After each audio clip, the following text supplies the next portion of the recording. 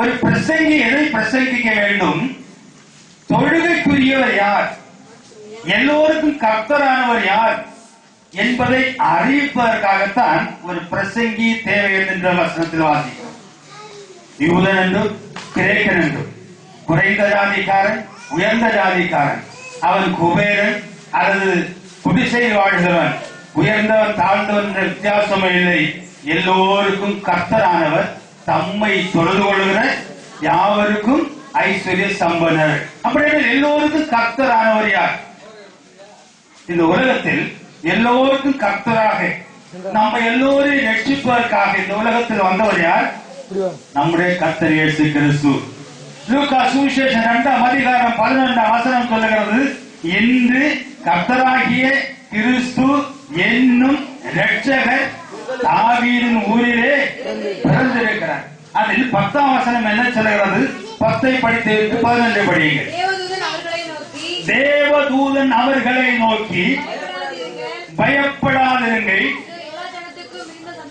எல்லா ஜனத்திற்கும் மிகுந்த சந்தோஷத்தை உண்டாக்கும் நற்செய்தியை உங்களுக்கு அறிவிக்கிறேன்.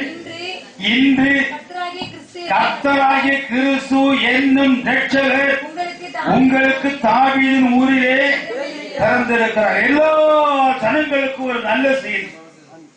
இந்த உலகத்தில் இருக்கிற சகல ஜனங்களுக்கும் ஒரு நல்ல செய்தி வந்திருக்கிறது. அந்த செய்தி என்ன?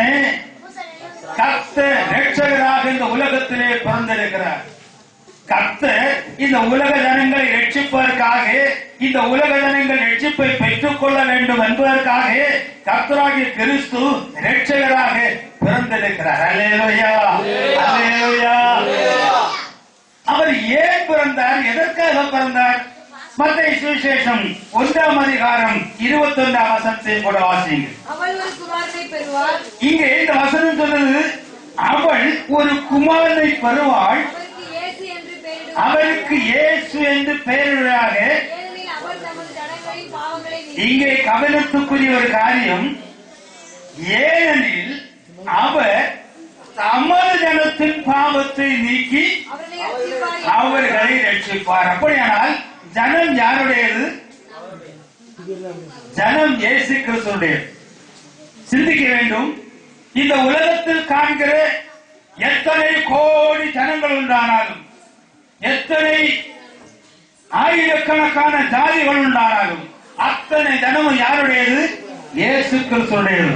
இந்த வசனம் சொல்லுகிறது, அவர் தமது ஜனத்தின் பாவத்தை போக்கும்படி, தமது ஜனத்தின் கண்ணீரை துடைக்கும்படி, தமது ஜனத்தின் நிந்தையை மாற்றும்படி, தமது ஜனத்திற்கு பரிபூர்ண ஆசீர்வாதத்தை கொடுக்கும்படிதான் கர்த்தர் இரட்சகராக இந்த உலகத்தில் வெளிப்பட்டார் என்று வேதாகமம் சொல்லுகிறது. அல்லேலூயா, அல்லேலூயா. அப்படியானால் தமது ஜனத்தை ரட்சிக்க தேவன் அதாவது நம்மை ரட்சிக்க நம்முடைய அப்பாவே இந்த உலகத்தில் மனிதனாக வந்தார் என்று வேதம் சொல்கிறது. இந்த அறிவு நமக்கு உண்டாக வேண்டும். அந்த வசனம் என்ன சொல்கிறது?